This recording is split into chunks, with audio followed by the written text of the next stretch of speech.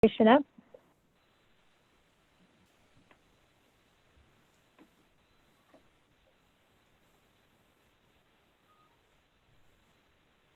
Okay, so Scott, if you would like to go ahead and start the meeting. Hey, good afternoon. Can you hear me? Yes. Yes, sir. Yes. Oh, great. So I was talking to Teresa Todd, and she said she'd prefer going to the dentist rather than hosting this meeting. So, but anyway, I'm glad to be here, and it looks like a culmination of a lot of hard work from our consultant and our planning group. So this is our first, I guess my first virtual meeting with the Region E planning group. And I know everybody's doing more and more virtual meetings. So I think some of this is going to continue even after COVID is taken care of. So anyway, want to welcome everybody. So on behalf of Chewy, welcome everybody. And Annette promised that she would help me with parliamentary procedures. So if I'm a little shaky with that. So we'd like to recognize, I see Kathleen right there. So that's pretty official right there. So go ahead and say a couple opening words for us. And I can't see any other distinguished guests like this, but maybe Annette can help me out with the other guests. But Kathleen, go ahead. Yeah. Well, Scott, what we'll do is we actually have an agenda item for Director Jackson. So what I can do very quickly is I'll just go ahead and announce who's present so everybody's aware, and that way if I've missed anyone, we can capture that information. So I have Dave Hall, Becky Brewster, Omar Martinez for Jesus Reyes. We have Scott Reinhardt, Janet Adams, Steri Butcher, Arlena Palacios, VJ Smith, Dan Dunlap, Jessica Christensen, Commissioner Albert Miller, Randy Barker, Mayor Summer Webb, Dr. Sang, William Finn, I apologize. We also have Rusty Ray, and then we also have Jerry Grijalva from Lower Valley Water District. We have Mr. Beach, Dr. Blair representing El Paso County Water Improvement District. We have Jennifer White, Larissa Place from Texas Department of Agriculture, and we also have Jennifer Herrera with WSP. And finally, we also have our esteemed lead planner, Mr. John Ashworth with WSP. Is there anyone else that I missed who's on the call or on the Zoom meeting through the web? Yes. Okay, is that Carolyn? Yes. Yes. Okay. Sorry. Thank you, Carolyn. Thank you. And Carolyn, Carolyn, would you inform everyone in terms of with Presidio your organization? Yes, I'm the general manager for the Presidio County Underground Water Conservation District. Yes, thank you, Carolyn. Sure. Okay, so also Annette. I'm sorry, who was that? Oh, Lisa Aguilar with the Irrigation District. Yes, ma'am. Thank you. I apologize. Omar and Lisa are heading the show for us behind the scenes. So thank you, Lisa. Okay, so those are our guests, Scott. So what we can do, if you'd like, is we can go ahead and now go into agenda item 3, if you'd like. Okay. Agenda item 3.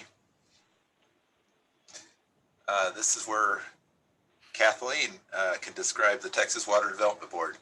Thank you, Kathleen. Well, thanks, Scott. It's a pleasure to be here, and I miss seeing everybody in person. I really can't wait until we can get back together again and catch up. But it's nice to be able to do the meeting virtually.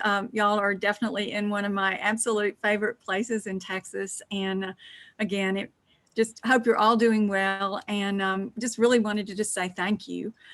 We've, of course, been traveling across Texas virtually, and the regional water planning groups continue their hard work and have done, in my mind, along with our staff, a phenomenal job during these challenging times. The pressure's not on, but Region G met this morning and approved their plan. So assuming y'all approve your plan today, we will be 100% complete across Texas with this cycle in terms of the regional water plans being approved. And then the board will kind of wrap them all together and put forth the state water plan. I think, kind of looking across the work that's ongoing across our state, again, turning planning into projects, tremendous success. Lots remains to be done, but lots has been accomplished. And of course, the framework and our ability to do what we do is really grounded in the work that the regional water planning groups do. So I tell folks we don't plan to plan, we plan to build. So it all starts with y'all and with your leadership and with being the great messengers that you are throughout the community, because we can have the money, we can have the technology, but it's up to the local leadership to take the bull by the horns and move projects forward. So everything that we're hearing is that construction work, project work is continuing.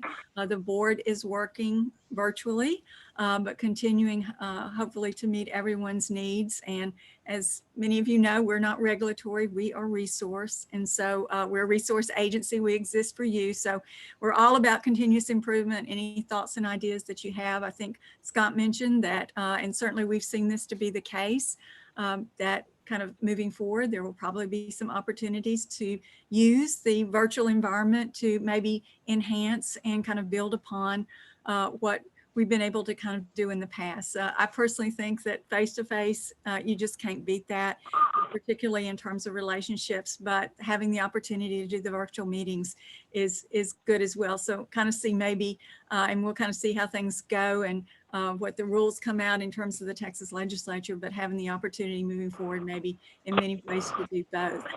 Did just want to brief you very quickly because again, as kind of water champions, you oftentimes I think get asked by folks in the community and are kind of expected to know what's going on in all kind of realms of water world. And certainly one of the things that we were very honored to take on after the last legislative session was to put together the first ever state flood plan. And if imitation is the highest form of flattery, we kind of put together and patterned the regional flood planning groups after our regional water planning groups. And so that those are up and running. They are meeting as we speak. All of the 15 regional flood planning groups across the state. And in my mind, the kind of key point to kind of communicate to folks is that I think as a state, we've recognized that we need to build out resiliency, but we can't do things as we had done them traditionally in the past. We kind of can't wait for the flood event to occur and then kind of figure out what it is we need to mitigate to. So the whole flood planning process will identify risk. It will bring in what I think are some really new and innovative and effective tools for getting the best data, the best mapping that is possible. Many of those tools and that information, particularly the LIDAR, the elevation data, I think will be able to be used in many other areas, particularly in water supply planning. So kind of having that science and data, having the leadership engaged in the regional water planning process, and then again, hopefully being able to turn that planning into mitigation projects. So kind of exciting times in Texas, challenging times, but just really just wanted to say thank you and appreciate all the hard work, all your commitment, everything that you do in the regional water planning groups, but also what you do in the many other roles that each of our members are taking. So again, if there's anything and everything we can do, please reach out to me. We have, I think, an amazing staff. They're very, very talented, very engaged, very resourceful, and very committed. So I feel very fortunate to work with them and to have the opportunity to work with each and every one of you. So look forward to the meeting. I always learn something, and thanks so much for having me. Thanks, Scott. And I'm happy to answer any questions if people have anything that's kind of on their mind. Thank you, Kathleen. We will go now to item 4, review and approve the minutes for the general meeting held on Thursday, January 9th. Does anybody have any comments on the minutes? I move we approve. This is Janet. I'll second that. Okay, all in favor? Aye. Aye. Aye. Aye. Okay. Aye. Minutes approved.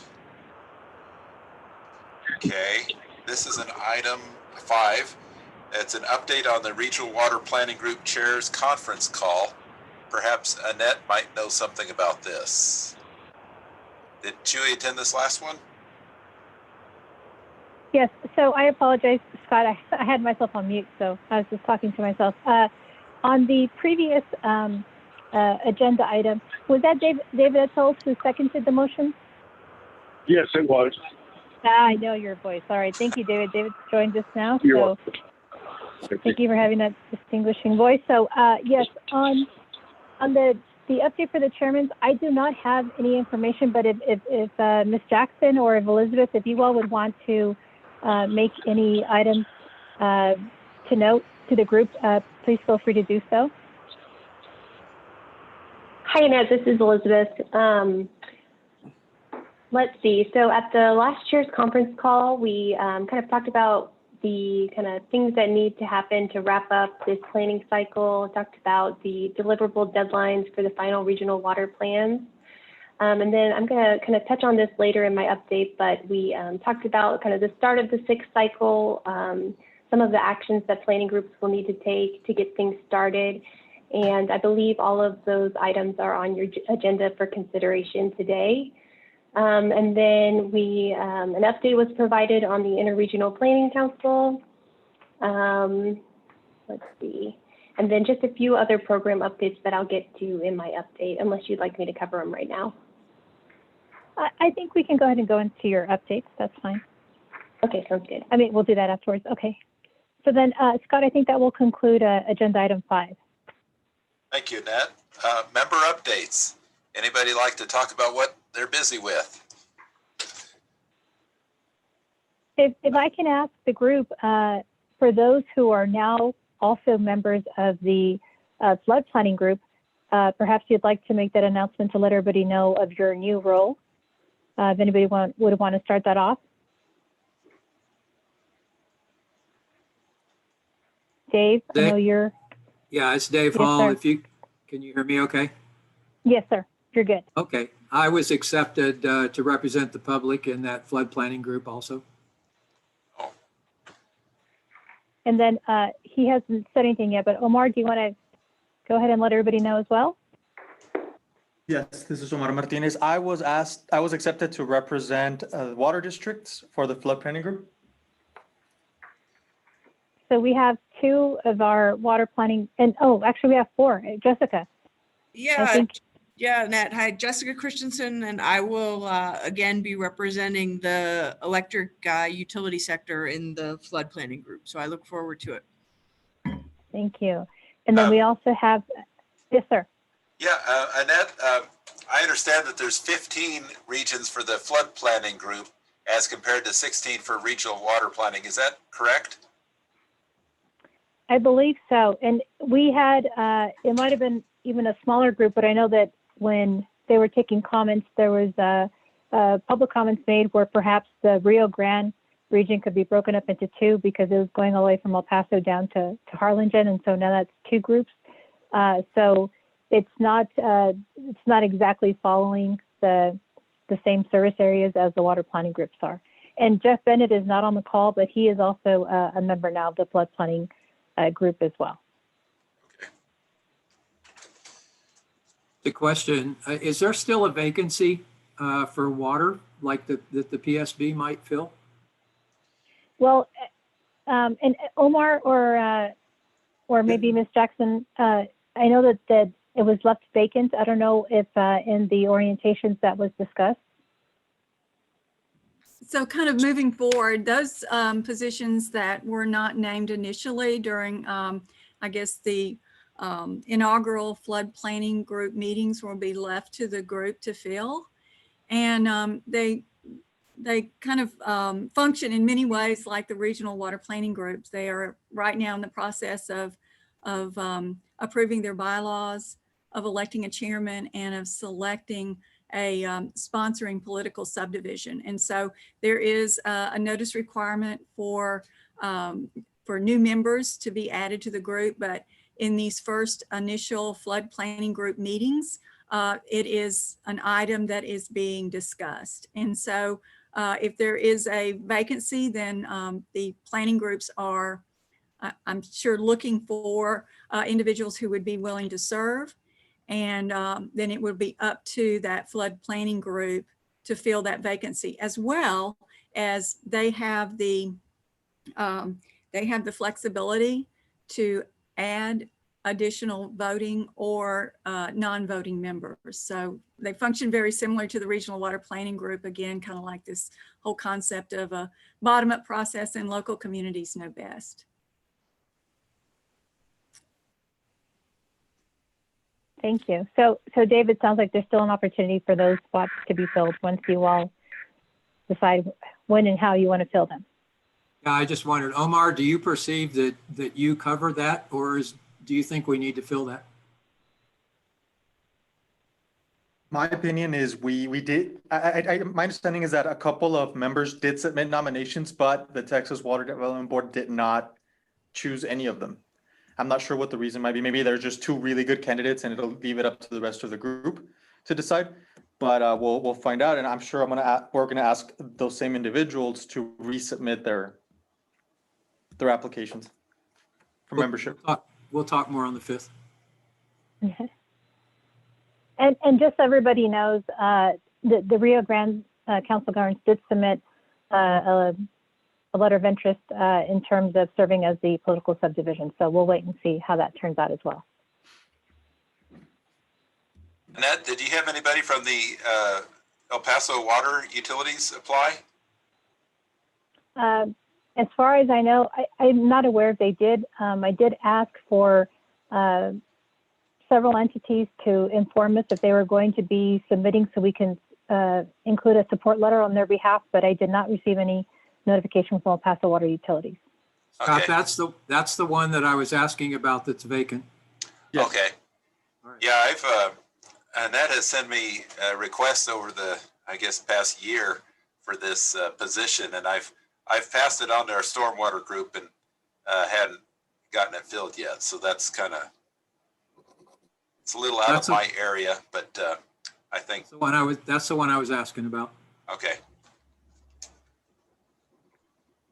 And so are there any other members who would like to provide any updates? Hi, this is Topeng.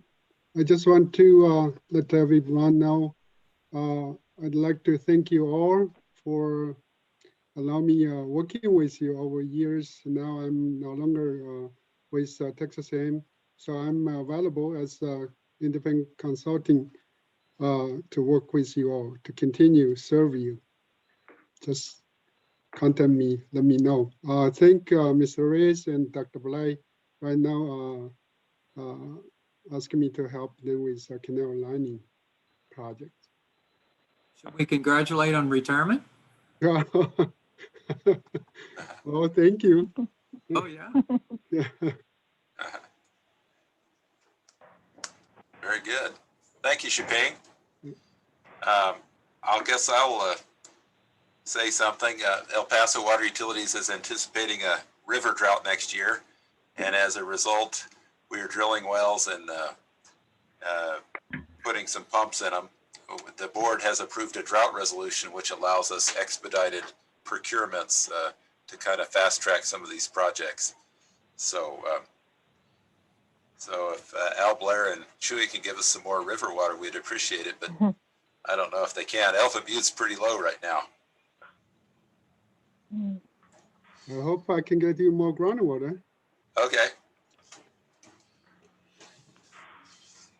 And I think that's anyone else for member updates.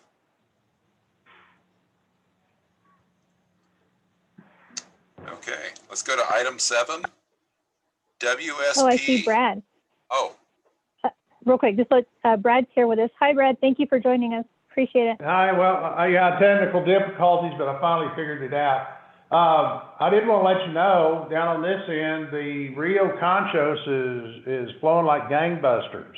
Oh. And so the Rio Grande down here has plenty of water coming in from Mexico. So that's I heard you say it was dry up there, but we still hadn't had any rain, so if y'all know where some rain is, send it our way.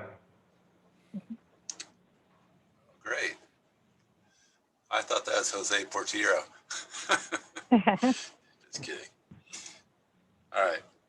So item 7. Yeah, I'm on the boss's setup here, so yeah.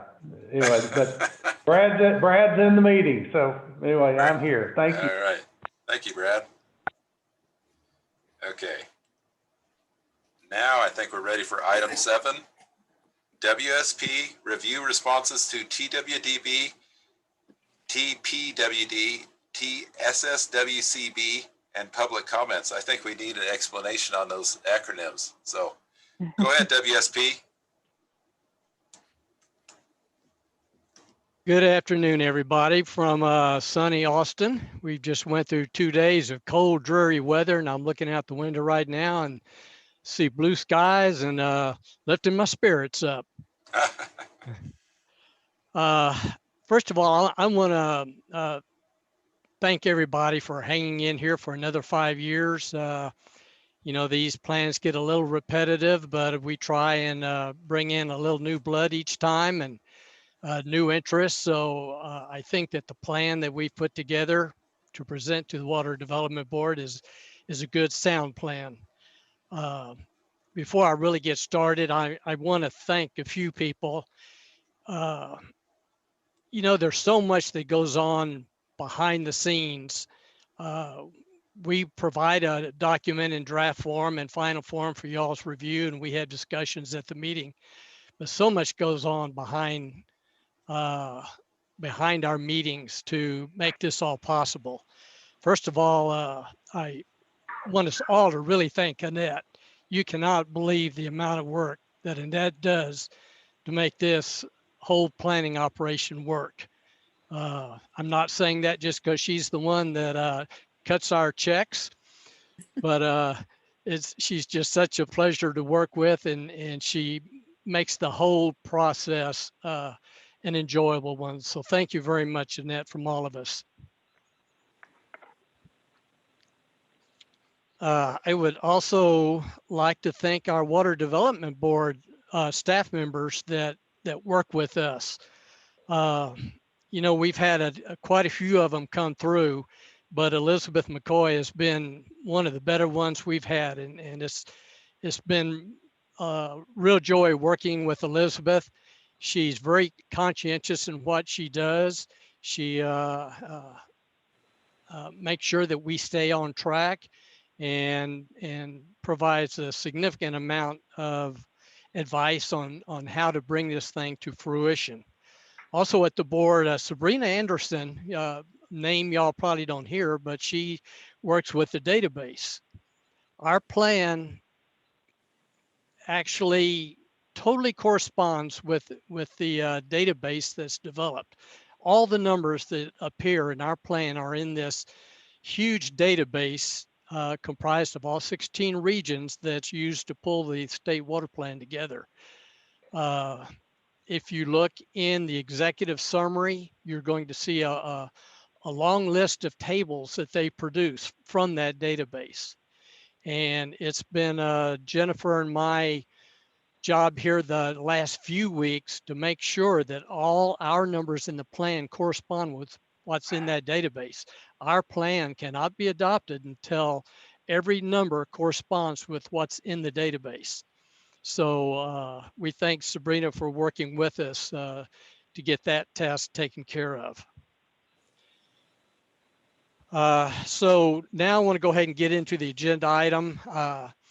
I broke it up into 3 parts just to try and make this somewhat manageable. We recognize that this is very much a public process. So when we take public comments, when we open up our meetings to the public, we're serious about wanting to make sure that everyone has a voice in this. So on this agenda item, I just wanted to go through sort of the highlights of the responses we got back. From the public, we only had one person who we just heard from a moment ago, Shuping Singh. Shuping has been with our group forever, Shuping. I kind of hate seeing you retire from Texas AgriLife. You've been a spokesman for them for so long. So thank you for your commitment to the planning process, and hopefully you can stick with us. I'll continue. Thank you. You bet. Shuping's comment was basically a recommendation that the state recognizes the potential for desalinated brackish water to be used as a source for irrigation use. So we included his recommendation in the plan. That's certainly a very good recommendation. The TSSWCB, Scott, that stands for the Texas State Soil and Water Conservation Board. Okay, write that down. They provided a comment which basically provided us with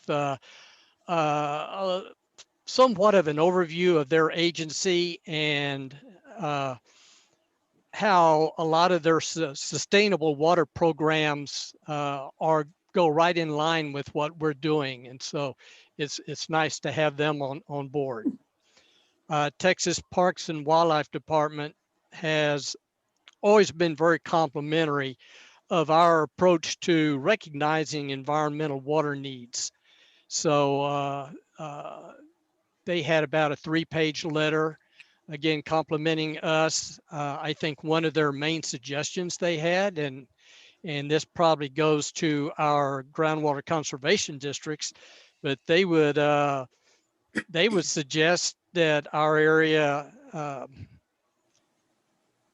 develop more of a groundwater management desired future conditions designated to protect the springs in our area. And they suggested that we look somewhat at what, let me make sure I say this right. Groundwater Management Area 7 has such a program to protect some of the springs down in the Del Rio area, Los Moras and San Felipe Springs. So that's their one suggestion. And before I get to the Water Development Board's comments. And what, John, and what chapter was that in? Wow, that's an old one. 7? Yes. Okay. No, their response is in chapter 10. Okay. Yeah, look at the back in the appendix in chapter 10. Okay. All these responses are, like I just said, they're in the appendices of chapter 10. So if you want to look at them in their full length, please do. The Water Development Board, of course, part of their support for us is a review of our initially prepared plan, the IPP plan. They came back with a list of 73 comments. These comments primarily had to do with resolving database inconsistencies and also with strategies in which the wording was not to the point where it was very clear that the project being discussed was a project that meets the guidelines for strategies. So we had to do a little cleanup of the wording on some of those, and working again with Sabrina to make sure that every place where our numbers didn't match, we figured out why they didn't match. And in most cases, it was carryover from old data, which we were able to update, and everything is in place now. So please take the time. Some of you, we did post those those comments and the reviews, mainly because I want to give you an opportunity to use that as a guide to see what changes are appearing from the IPP. So with that, do any of you have any questions on any of these responses, or where you might find them, or how they've been responded to? Obviously, my responses are my words, and this plan is your plan. So if you feel the need to change any of this wording, always please speak up, because this is your plan. Hi, John. Yes. So in other documents, I've seen the response to comments is kind of like an added chapter to this report or our Region E plan. Is this something, you mentioned chapter 10, is that where we might find these responses of yours? Or is that something, the 73 comments, is that part of the record going forward? Yes, it is. It is in that appendix in chapter 10. Okay. You will see the entire comment letter from the Water Development Board, and then following that, you will see the responses that I've prepared. And a lot of times the response is just to direct the board to the position in the plan where a revision has been made. Okay. Now, I might say that in the key chapters where a number of changes have been made, we provided red line additions of those chapters so that you are able to actually see what has been added. So are there any other questions or comments on the review responses? Yes, I've got one. When you said about the red line, I'm in chapter 6 on the regional water plan impact and consistency with protection of water agriculture. The red line in that chapter there, where did that come from? I might have missed that or wasn't, probably was talking.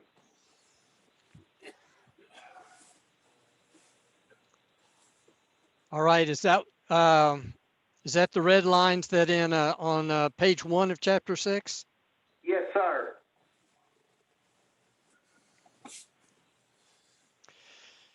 Well, you know, the way I can answer this is when you read the guidelines of what is required to be in the plan, the Water Development Board very specifically wants to see that language. Whether or not it is completely pertinent to your region is not always the question, but they do want to make sure that you have addressed that. So you answered it right then. You don't have to say any more. I understand now. Okay. That's where it come from. Okay. Yeah, quite a bit of this redlining is where Elizabeth has showed me that I have overlooked places in the guidelines that require some sort of response. Yes. Okay. I'm good. Okay. All right, good. Thank you. Anybody else?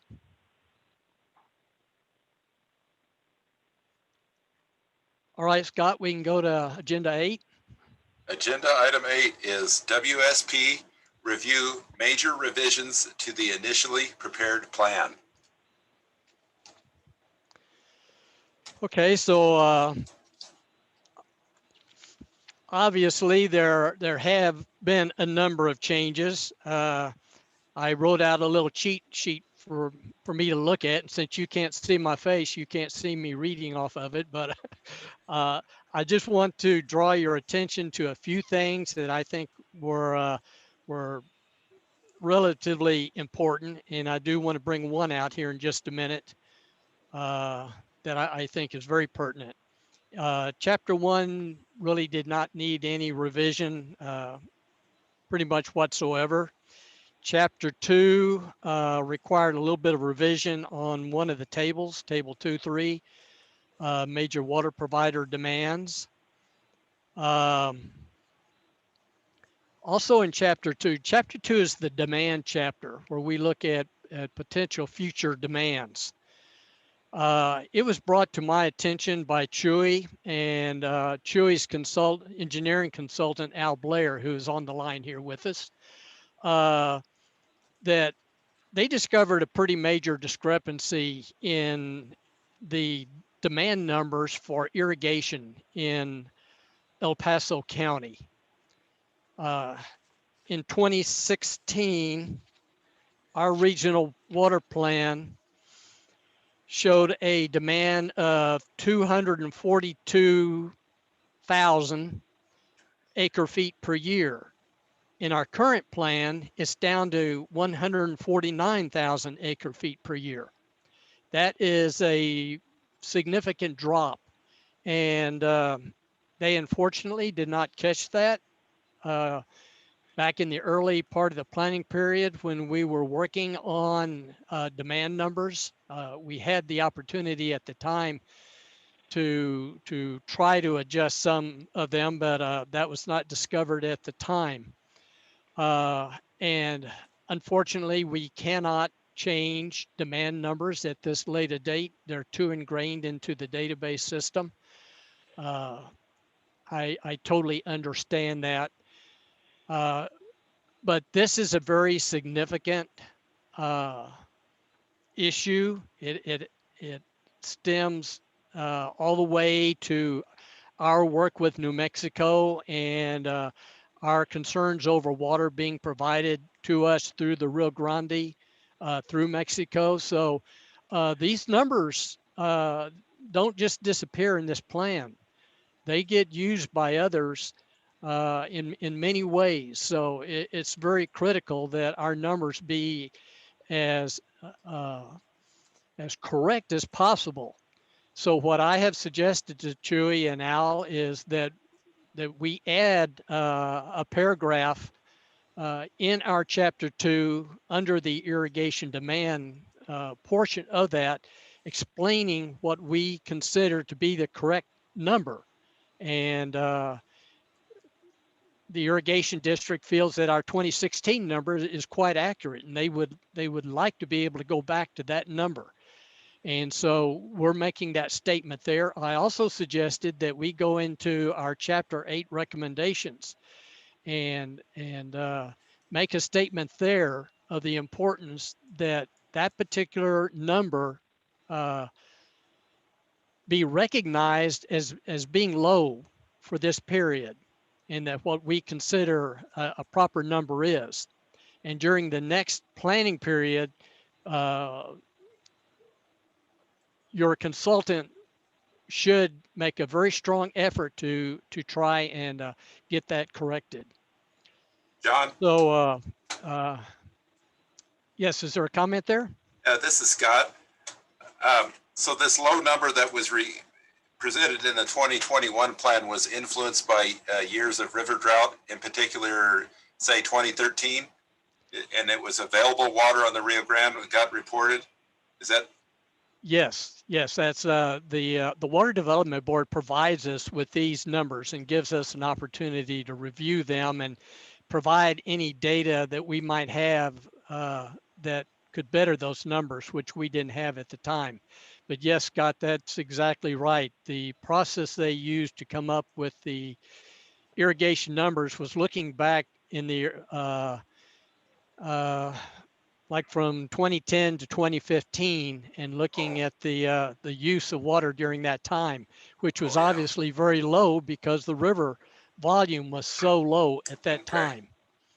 Yeah, that 5-year window was very low. So yeah. We recognize that this plan is based on drought of record, but sometimes drought of record just it just doesn't work. So we have to try and consider that and work with the drought of record process where we can, but when it doesn't work, we need to make that statement in the plan, and that's what we hope to do here with this revision. John, just for discussion, as we go into next year, we're expecting limited river water and maybe starting again of another limited 5-year cycle. How does this get prevented in the future? I think what reporting. Yeah, I think what we have to do is work with the Water Development Board staff that develops these numbers and, speak to them about our point of view on this and the importance of using a different process. And the board's pretty good about listening. You know, if you've got a better way of driving this race car, they're willing to listen. So that's what I suggest is we get with their staff just as soon as we can. Hey, John, it's Dave. Have you drafted those paragraphs that have to be inserted? Yes, Al Blair has just sent me his suggestion. Do we include that in your authority to make those minor changes when we approve the plan? Yes. Okay. Yes, that is my suggestion. Okay. And I can read it to you if any of you want it read. But it Yeah, basically, John, this is Dave Etzel here. Go ahead and read it to us. okay. Again, this appears in chapter 2 under the discussion of irrigation demands. Table 2-2 lists the current and future projected regional water demands by county and water use category. This table includes the value of 149,570 acre feet per year as estimated irrigation water demand for El Paso County. But the value is based on the historical water use during an extreme drought. The accurate estimate instead is the one included in the water demand projection in Table 2.2 of the 2016 Far West Texas Water Plan, showing estimated irrigation water demand of 242,798 acre feet per year, based on years with an adequate supply of surface water. The latter value is more accurate than the former value because the methodology used by TWDB for Table 2-2, as documented in the February 2017 Texas Water Development Board Water Demand Projection Methodologies Report, uses average irrigation water use over the most recent 5 years, 2010 to 2014, instead of during a period of adequate surface water supply as the basis for estimating future surface water irrigation demands in El Paso and Hudspeth counties. So again, that's where we want to say that the drought number is not a workable number for the actual operation of the irrigators in our region. Does the same paragraph go in the other chapter? It'll be something very similar to that. I haven't, I just looked at it in terms of chapter 2, but I suspect it'll be something very similar to that.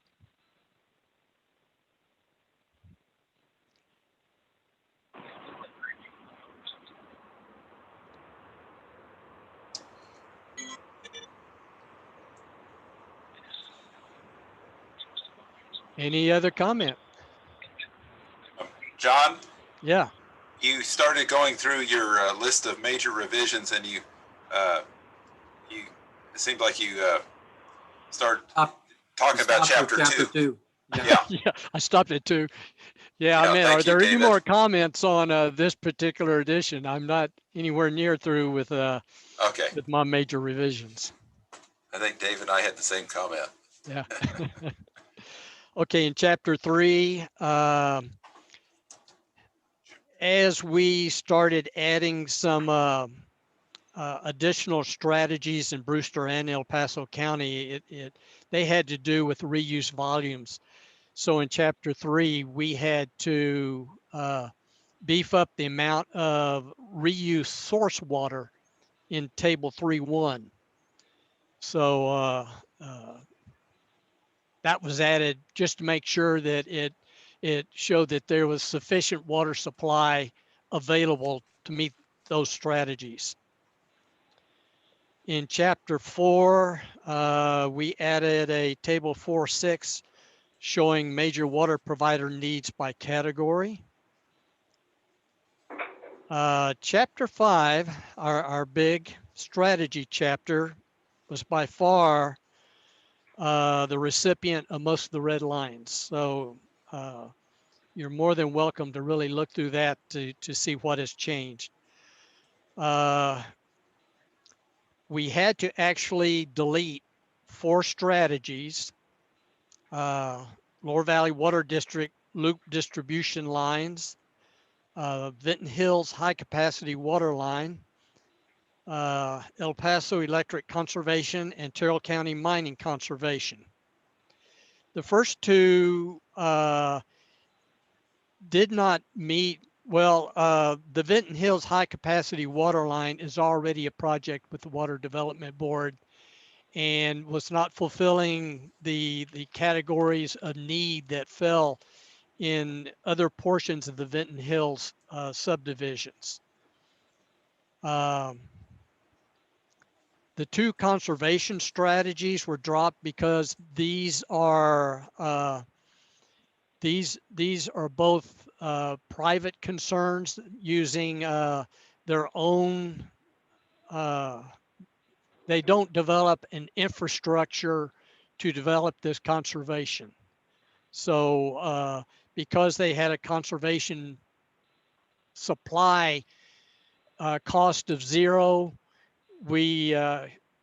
that negates what the regional water planning guidelines allow. All strategies have to have some capital cost, or else you're not providing any new infrastructure to it. So these didn't. We didn't negate the fact that conservation is important for both of those water user groups, but they did fall out as actual strategies. So as you look through, you'll find that we have changed a lot of wording in the first part of chapter 5, and in the strategies themselves, you'll see redlined in areas where it required more clarity on exactly what infrastructure was going to be developed in that strategy. John, I have a question. You said that the conservation program was removed. The chart that I'm looking at that got distributed just a couple days ago says EPW Municipal Conservation Program, and it's priority number 8, and it has $1 million value. Is that still in there? There are few, and I can't remember if there was another one or not, but El Paso actually has a program with a dollar amount already in place. Okay, and so that wasn't one that was redlined. Okay, all right. Right, that's because it does not have a $0 amount attached to it. Got it. Thank you. That's a good point, Dave. And I might mention to everybody, you know, y'all need to give Dave a pat on that back. When I ask everybody to review these chapters, I can guarantee you, I know for a fact that I'm going to get an email from Dave, and sure enough, I got it. And it's always a joy to get, you know, this confirmation from Dave that he's honestly taken a look at this. So I don't know where to put Dave. I almost feel like he ought to be a hired consultant reviewing these things. So Dave, if you want to move down here to Austin, jump in, we may have to find a job for you. You do a good job. I think I'll stay away from that liberal area. Liberal? Okay, we won't go there. Yeah. All right, in chapter 6, we had to have some discussion about unmet needs. We also had to have discussion about third-party social and economic impacts and key parameters to water quality. So again, that came out of the guidelines that had to be addressed in one way or the other. We didn't really have to put the unmet needs in chapter 6 because that basically is talking about municipal unmet needs. And unmet needs means they do not currently have enough water to meet their future projected demands, nor could we come up with a strategy that would produce enough water. And we were able to do that for all of our municipal needs. The only real one that cannot be met is El Paso irrigation. During drought periods, there is just unfortunately not enough water in the river to provide that amount of need. So that unmet need has been in every one of our plans since the very beginning, and it's fully understood. In chapter 7, we had to have some discussion about emergency interconnects. We had to add 3 model drought contingency plans, one for irrigation districts, one for retail public water suppliers, and one for wholesale public water suppliers. We put those as appendices in the back of chapter 7. These are just strictly model plans that any of these entities might use if they were going to be developing a drought management plan. Again, that is a guideline requirement.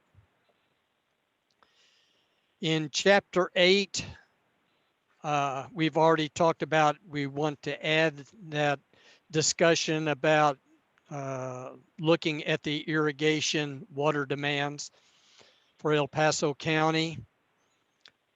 The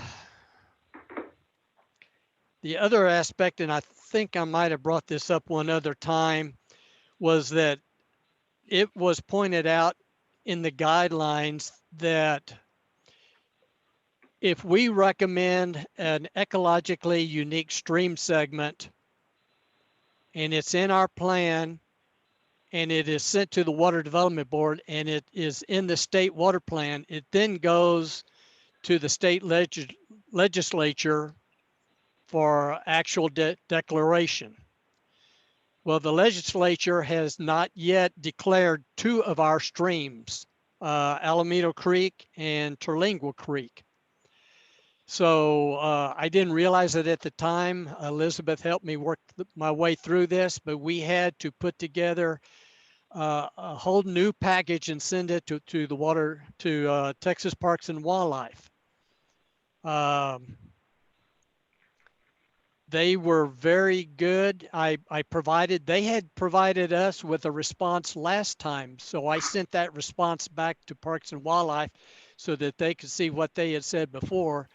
And just yesterday, I received a response from that packet that we sent them.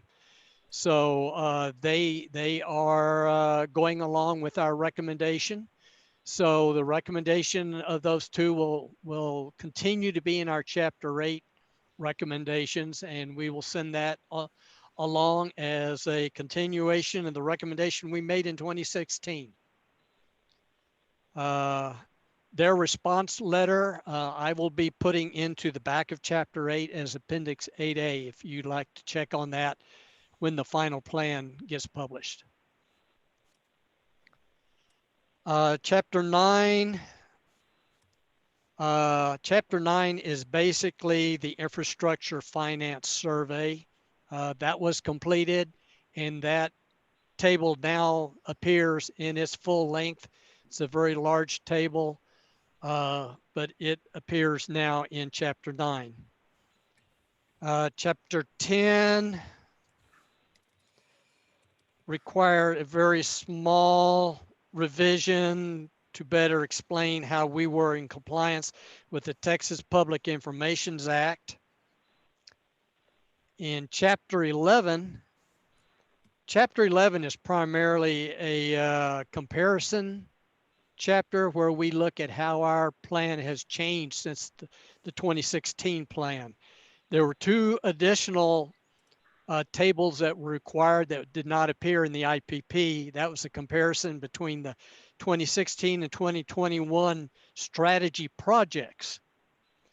Now the strategies and the strategy projects are almost the same thing, but what you won't see in the projects are things like conservation.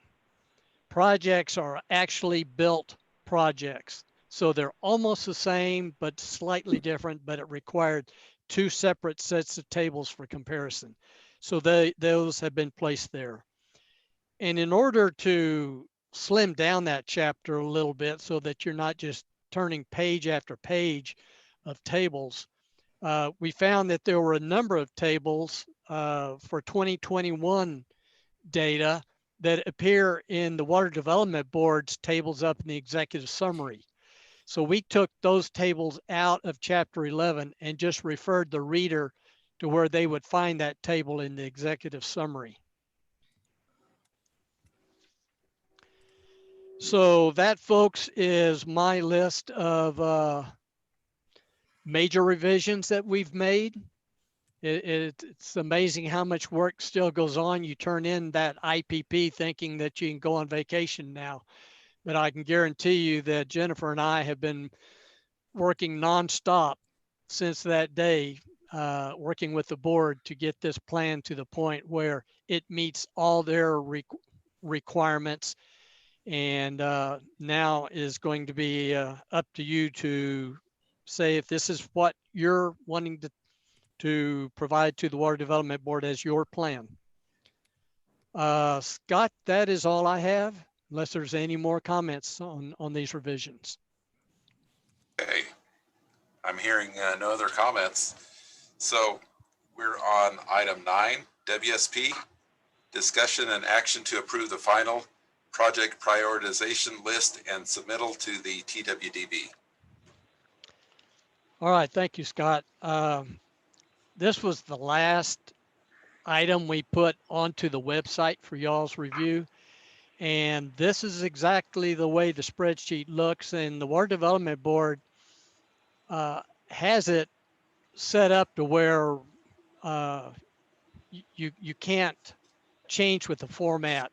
So it's unfortunately a little hard to read and understand.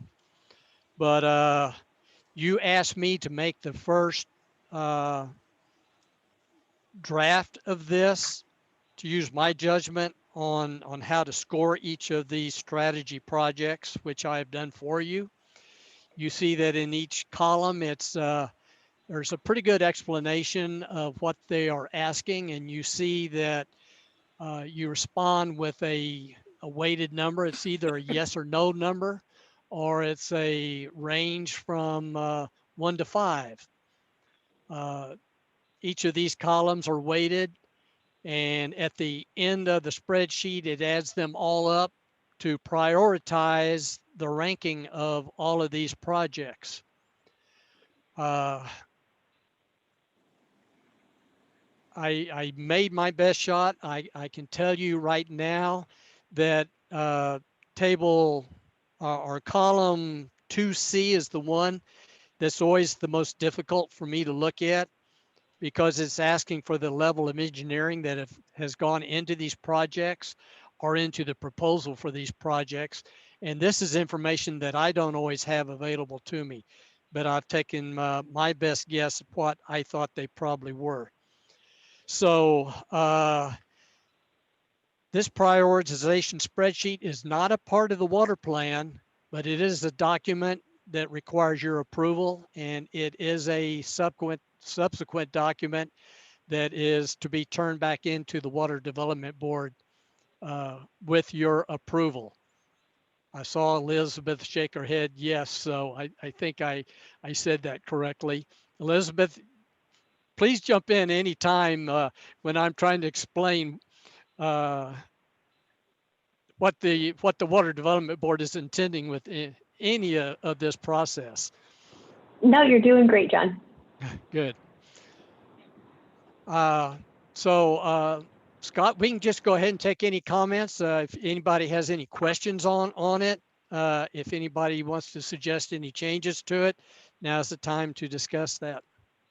Can we, can you show the list again? Yeah, Scott, I'm rejoining. I got myself kicked off, so just give me a moment and I will get back on, and then we can see the list again. All right. John, this is Janet Adams, and I don't think I got the list to look at ahead of time.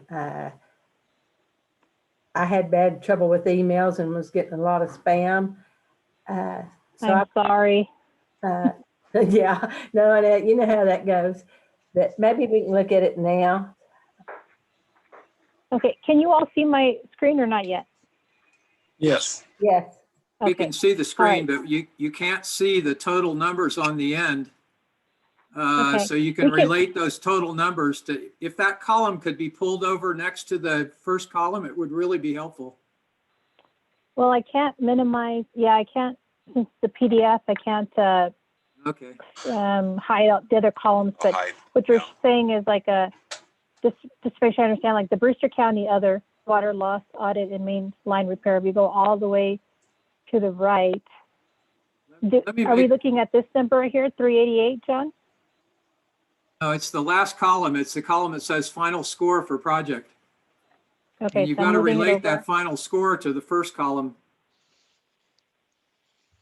I want to make a couple comments about this if I can. I pulled out the top 10 and the bottom 10 because I wanted to see which ones, where the least likely to happen was and where the most likely to happen was.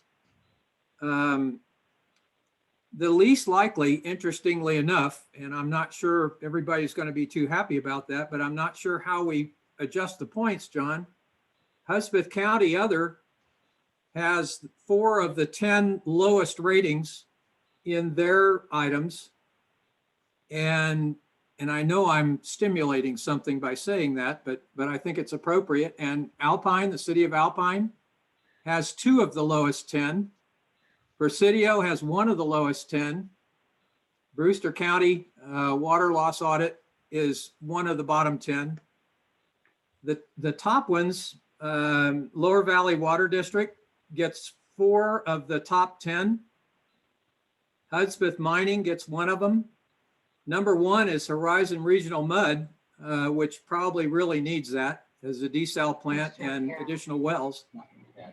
And then El Paso County Water District gets number 10. El Paso County Mining, number 4. You know, when I look at this, I would like to suggest that maybe there's some way that we can help these people that are obviously in need of some of this stuff that didn't get very good ratings to help them figure out how to make their ratings a little higher later on, John. I agree, Dave. This is probably one of my least favorite things to do is because I know this prioritization does carry some weight when the board is looking at funding these projects. And I just think it appears, I trust that you valued these things well because you have a lot of experience doing it. But these communities that are out there in the region really need this work or we wouldn't have it on the list. And to have some of these come in, not in the middle, but right down at the bottom 10 is not good for them. And there ought to be a way, I don't know how to do it, but there ought to be a way to try to figure out how to help them motivate a better rating. And maybe, I don't know who does that. Dave, if I may, this is Annette. When we go to our pretty much second to the last agenda item, talking about membership dues, I did lean on Omar Martinez to help me reconstruct our membership dues because the populations are now based on WUDs. And so there is, in the structure as it's going to be presented, there's, if everybody were to pay, there would be about maybe $7,000 set aside.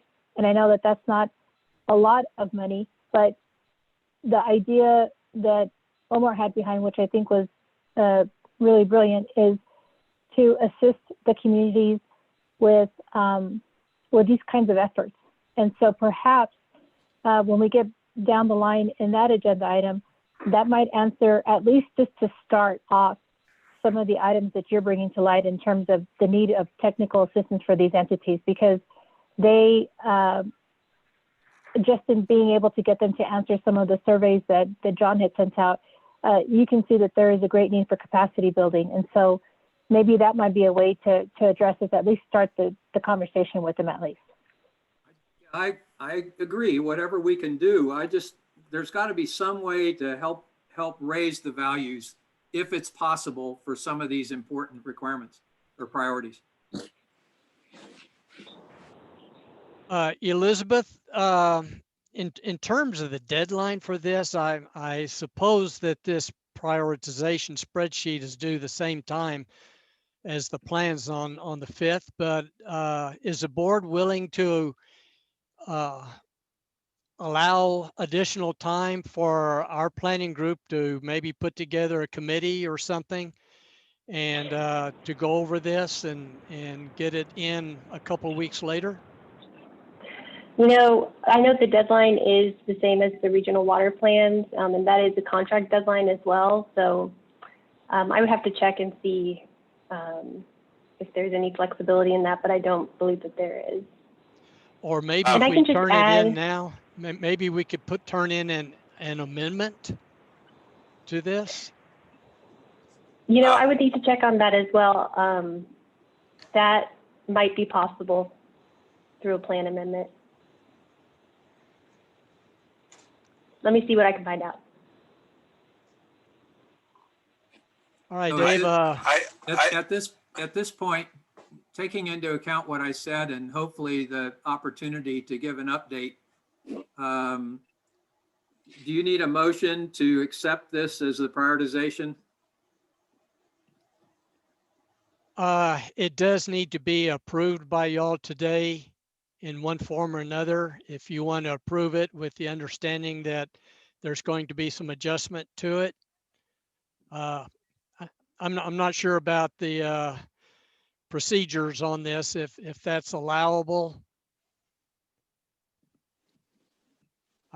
We have the agenda item where, you know, you're going to approve the plan with minor adjustments allowable. Maybe this can be under that same situation. I'll make that motion, see if somebody wants to second it. I'll second that for you, David. Dave, if you would send me an email with your top 5 and your top 10 and bottom 10. Okay, I'll I be hope I glad to read the go back numbers through right. there. I'll do that. You probably do. I've got to admit, we were not given this final spreadsheet until the database was totally accurate. And so I've not had very much time to work on it myself. So I went through it line by line, and then I did not do what you did, go back and look to see exactly how it fell out. Okay, I'll send that to you later today or tomorrow. Okay. I have a comment. This is Janet. Would y'all send the spreadsheet out again? Yes, I'll go ahead and email it instead of you can look at it on the website under the schedule, under the West Texas waterplanning.org, and you click on schedule and you can see where it says agenda item 9. But after the meeting, I'll go ahead and send it out again, just as a PDF file. Yes, ma'am. It might be saved so that it can be printed in total also. It doesn't print the right part of the thing all the way down.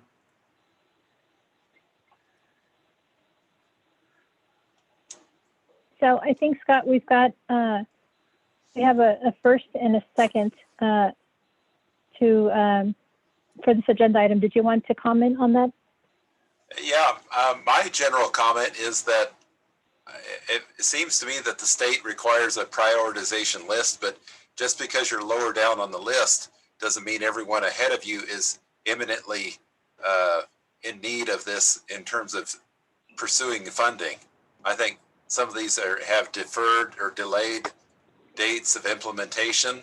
That's not really reflective in here. I don't know what the most imminent needs are, and I think those should be the most highly scored priorities. But I think just being on the list is part of the whole process. And if you're not on this list literally, then you're not qualified for any funding. But I don't know how we received funding with something for Del City that I thought had a really low score. But if it's in our plan and they ask you if it's been prioritized and you move forward, a lot of the projects higher on the list, I don't know when they're really going to seek funding. Del City was 2 of the bottom 10. Yeah, but we received funding on earlier from Del City with a low priority.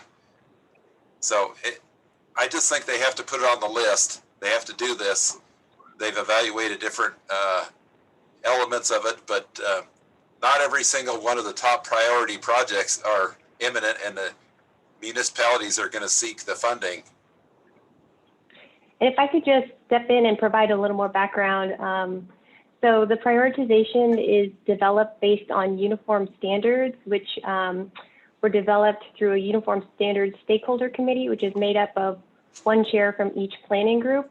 And so the kind of items that are prioritized or ranked in the uniform standards, they look at decade of need, kind of where the sponsor is in the project, if they've requested to be in the regional water plan, the decade the project is supposed to be online, and all of that is kind of outlined in that spreadsheet that John has pulled up. So this ranking is just the regional ranking, and it goes into a more, an additional ranking when projects come in for state water implementation funds. And that is the only program that this is used for. So the regional ranking is, it can be up to 15 points out of 100 in a project SWIFT scoring. So it's just a kind of small portion of that score for SWIFT funding. And thus far, we haven't had any projects come in for state funding for the SWIFT program that haven't received funding due to this regional ranking. Does that make sense? Any questions? But the prioritization is based on these standards, and so it is kind of prescriptive on how it's developed. I'll still send you top 10 and bottom 10, John. So is your motion that I take another run through and look to see if I see any potential changes? You know, I want to be very ethical about this. I'm not going to raise or lower someone's score just because I like the water tower in that town. But you know, I can food.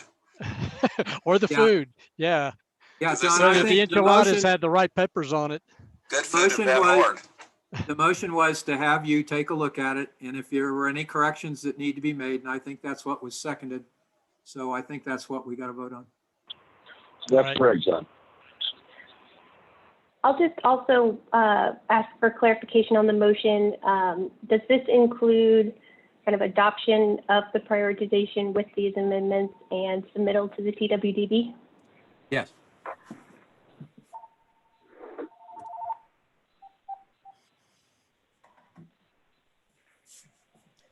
So then, so Scott, you have a first and you have a second.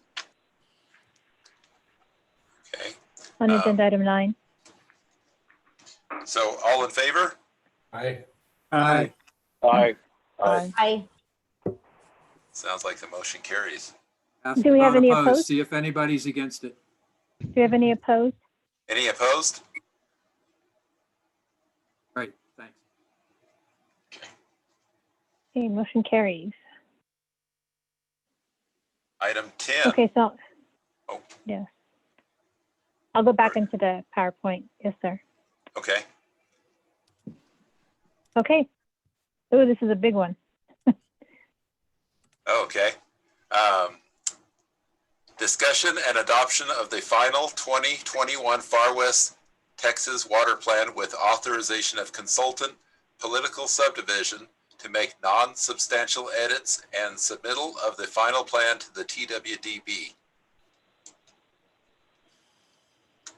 I'll move that we adopt the plan, and anyway, word that motion like that. Second. That's Dave. Good. Thank you. All in favor? Aye. Aye. Aye. Aye. Any opposed? Hearing none, motion passes. Yay. Okay. Are we at item 11? Okay. Yes. All right, we're already talking about our next planning. So, Is the Rio Cog willing to continue? Yes, if you'll have us. oh yeah. Okay, so consideration for the 6th cycle, 2021 through 2026 of regional water planning. And if I may, just real quickly, Chair, just to include the information, as you can see on the PowerPoint, these are the 4 bullets that you would be approving on this agenda item, which include designating the political subdivision to administer, and also authorizing the political subdivision to provide a public notice, submit the grant application, and execute a contract with Texas Water Development Board for the 6th cycle, and then also authorizing the political subdivision to provide public notice and hold a pre-planning public hearing to obtain input on the development of the 2026 Regional Water Plan, as well as 2027, and then finally authorize the political subdivision to solicit technical consultants for the 2026 Regional Plan. Do we need a motion? Yeah, Yes, so sir. move is written in number 11. Second, this is Becky. Second. Becky Brewster. All in favor? Aye. Any opposed? Motion passes.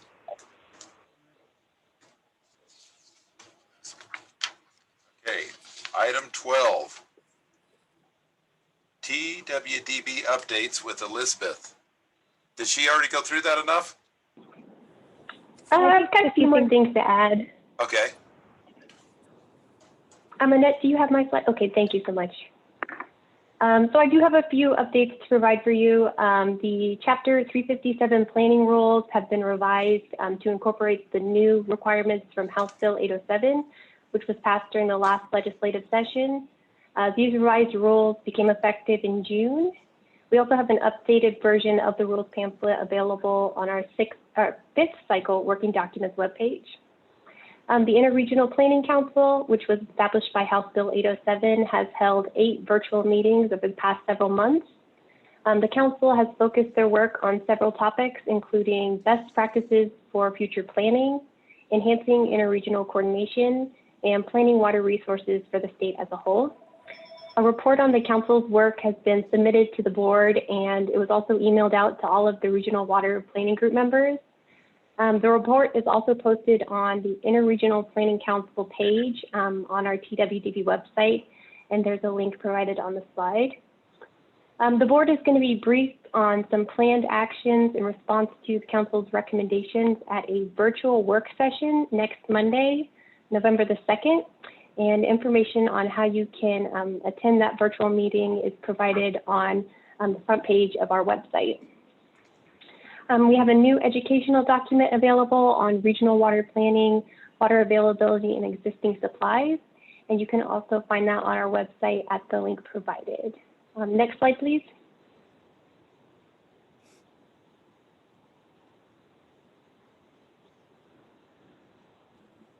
Did it already move over or not yet?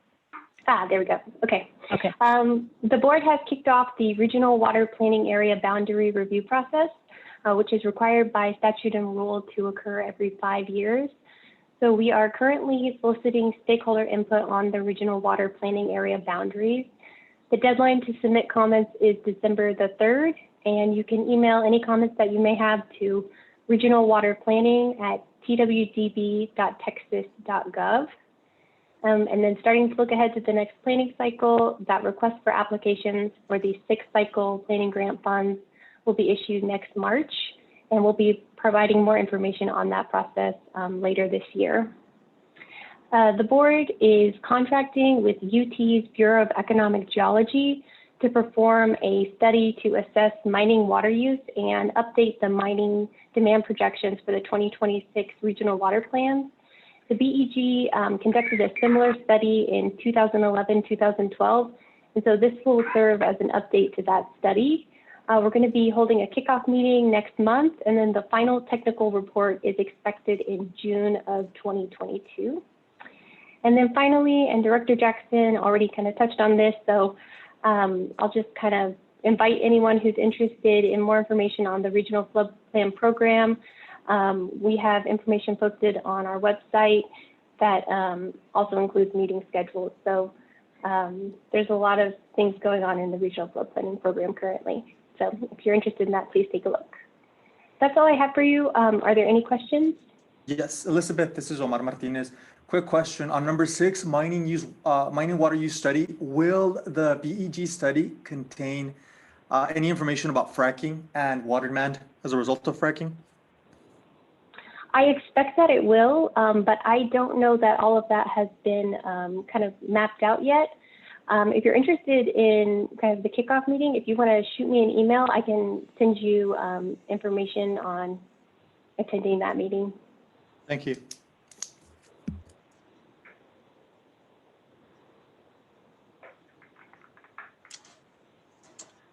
Okay. Thank you, Elizabeth.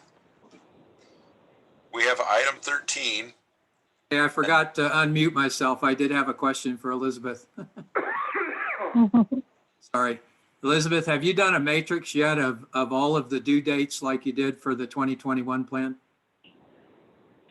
We don't have one for the whole next cycle, but we do have some information on kind of the upcoming like contract and kind of the RFA deadline.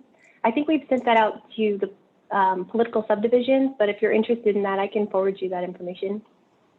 Ned, if you have it, that's fine. So Okay. when did the contract start for the consultant to begin work on the 6th plan? So the timeline is that we are posting the RFA for the political subdivisions to apply for the funds for next cycle in March. And then the contracts with the political subdivisions will be executed by the end of August next year, August 2021. And the political subdivisions can kind of solicit the consultants anytime between, March and the end of next year. It's up to the planning group. Did that answer your question? So it sounds like August, right? August is when the planning group will have their contracts executed for those initial funds, yes. Okay. What I like to do But in- early in the cycle is to really work through the populations of all these different WUGs. I think that's our best opportunity. And it's always, it's like herding cats, but I think it's important. So that's my comment about that. So it's already starting. We're not even finished with the 5th cycle and we're already talking about the 6th, but that's important, I think. Annette, you have more comments on item 13, right? Yes, this is item 13 for everyone. This agenda item is asking for the water planning group's approval to allow the council governments to assess the membership dues for the water planning group in the manner that it's being presented. And I mentioned earlier with Dave when he was asking about how is it that we can assist these entities in moving along their applications.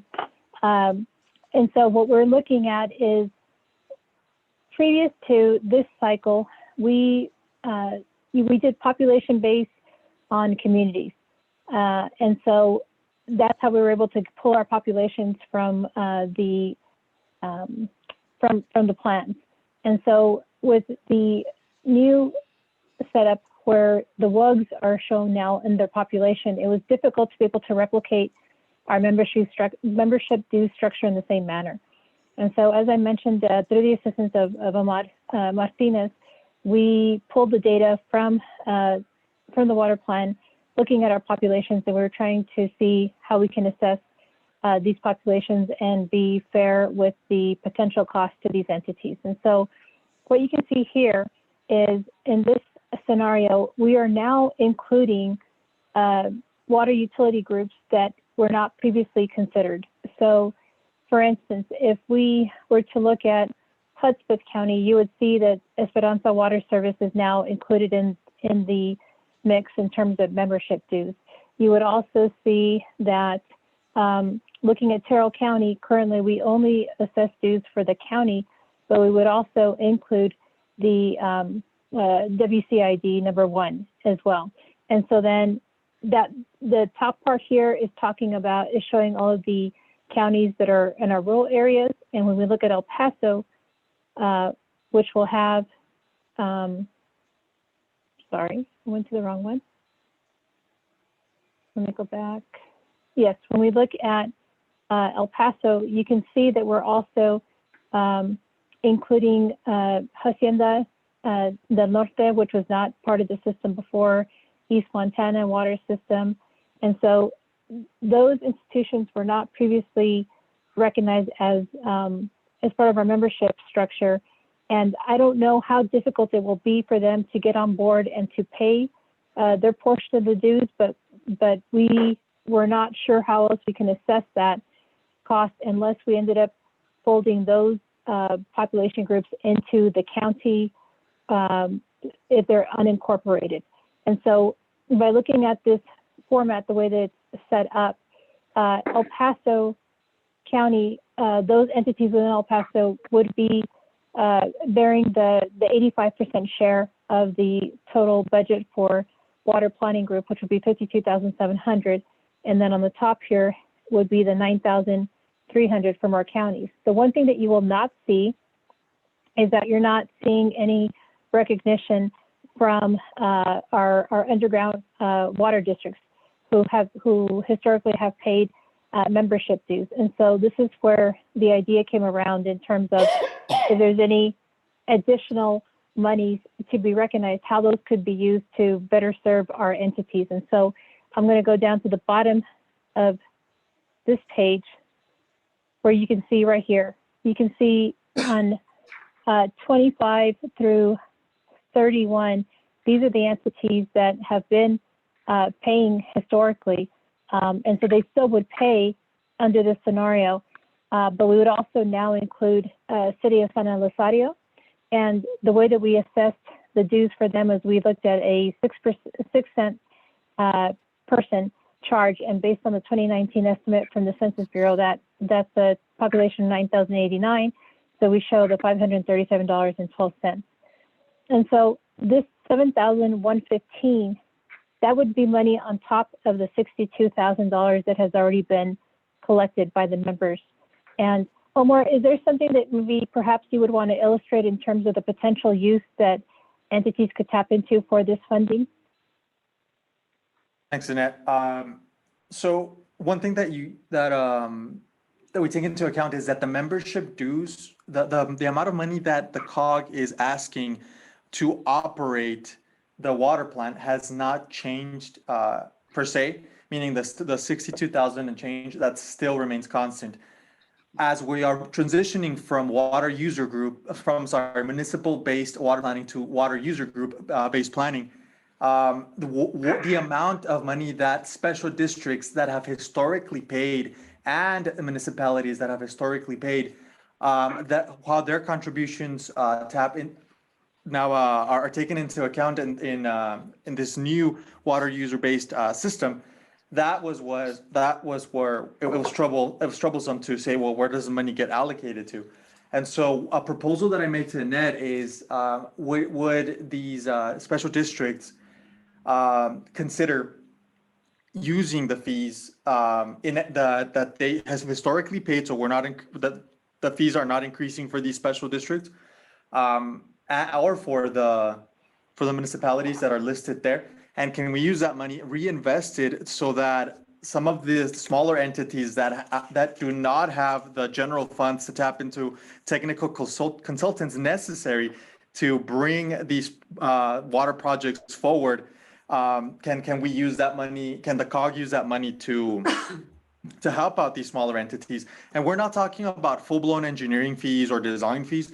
We're talking about the preliminary stuff, meaning analyzing the water strategy and what it will take to implement the water strategy, not just from what is listed in the water plan, but getting the I guess boots on the ground, the administrative staff, to slowly start pushing the project together. That could be doing a preliminary review or preliminary environmental review showing, hey, these are the different obstacles that you're facing towards implementing this project that are not illustrated in the water planning process. For example, let's say that the town of Van Horn needs a new water tower. The water plan is limited to saying, hey, this is how much it's going to cost. including engineering, including construction. But there's public notice costs, there's environmental costs, there's all these other factors that may have not been fully explored. And then city councils or leadership still has to present the project and approve. And getting all of those projects to that point where they're ready to maybe ask the Texas Water Development Board or another entity like the federal government for money, then getting it to that point where they're ready to ask for money, that is what these funds can be used for. And if you all were not comfortable with this setup, what would then happen is we would revert back to the old structure in terms of Culberson County Ground District. The $300 that they would pay would be offset with what Culberson County would be required to pay. So those funds will be applied towards someone else who's paying more money, and it'll be a lesser cost to them if you all didn't want to have a $7,000 reserve for this type of initiative where entities could work with a contractor to assist them in their projects.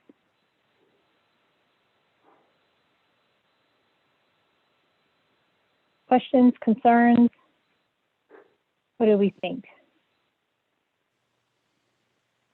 Annette, this is Becky. The fees that you have on your revised schedule are pretty nominal overall anyway, so I don't see there being any problem with having that extra $7,000 going toward the assistance.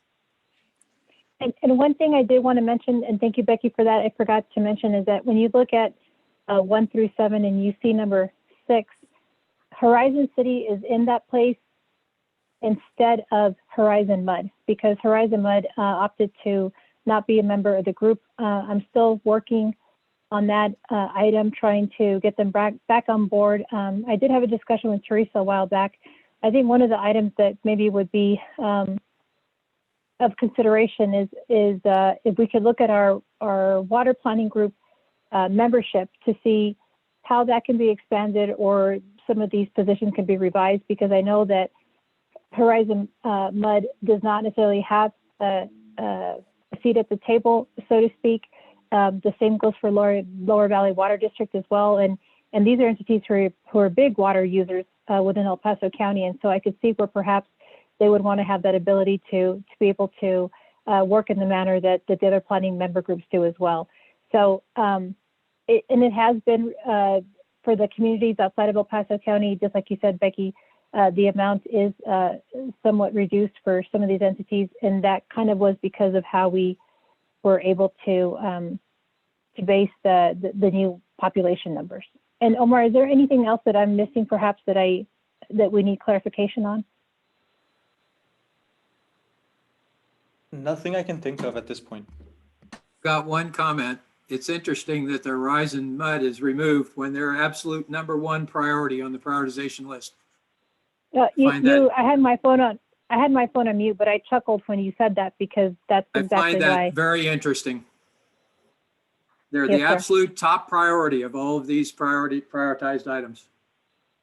Yes, sir. And if anyone else has a way in with Horizon Med where we can, it's almost like there's a shield, and I can't penetrate because I cannot talk to those that I need to discuss this. And so, any help that anybody would want to offer, I'll gladly take it in terms of trying to reintroduce the concept to them. You might send them a What copy do of you all the think? you might send them a copy of the prioritization list and highlight that line. Yes, sir. So what do you all think about that 7,000 reserve? Janet, is that, all right, what do you think about it? Is that going to be difficult, or do you think that's something that we can achieve? I don't see it being difficult at all. I know my groundwater district will be more than willing to pay it, just like we always have. Okay. There's a couple of other groundwater districts on the call. They may have a different opinion. And one thing I apologize I did not do was I didn't have a before and after to show you what you would have been paying prior and what you would be paying now. So I do believe that, again, with the inclusion of some new entities, that's kind of offsetting the cost, but I think that what we could do is with that additional money, we could, I don't know how, one possible scenario could be if we're looking and selecting whatever technical consultant we're going to be working with in the next cycle, if maybe there are some things that consulting company can also do. So then we would, do an RFQ for those potential projects as well. So then that way, the entity would also see it as a benefit because they're not having to worry about procurement because they'd be coming from the Council of Governments. So that would be another potential win in terms of this setup because that would be less paperwork on their side. Scott, what do you think with water utilities? My comment about this is a couple. Those water user groups that have never been asked of a fee, how many are being asked now? And actually, I misspoke when I showed you the previous slide, and I'll send this. I don't think that I did send this one out, so I'll send this out to everybody after the meeting. But when you look at the actual breakout right here of page 2, the only entity who has not paid previously is going to be Terrell County Improvement District number 1. They're the only ones who have not, them as well as looking at the bottom here, would also, we would also include City of San Elizario, and I believe those would be the 2 that were not in there before. Now, San Elizario, technically they shouldn't be paying a fee right now because they're covered under the Lower Valley Water District. Is that just from my understanding of the the new water user group versus the geographic? I'm just trying to understand this fee structure. So is the City of Socorro. They also would be being under Lower Valley Water District. I think that the thought behind that was if we look at Lower Valley Water District, and Mr. Goody Halba, you're still on the line. Their cost is now $3,021, which I think is an increase compared to the previous fiscal years. But that's, I think, letting Socorro have some skin in the game where they're not completely waiting on Lower Valley to make decisions where they can be informed. We thought it'd be good to still have them as members so that way they're informed of what's happening. And so Lower Valley wouldn't take on that full brunt of all of those communities because then they increase by $6,000-7,000. Okay. And then Fort Bliss has never been part of the fee structure? No, and they will not pay. They will, that's something that I know Barbara tried very hard to impress upon them, but that's something that they would not, it's not in their structure to do so. When Elsa Cushing was running the environmental department over there, they did pay until she left to go to Corpus Christi. And once she left, they quit paying. Oh. And Sierra Blanca? With Sierra Blanca, we do have their, we've got here their Hudspeth County. Yes, they have been paying in previous cycles. Also, they're in the Hudspeth County?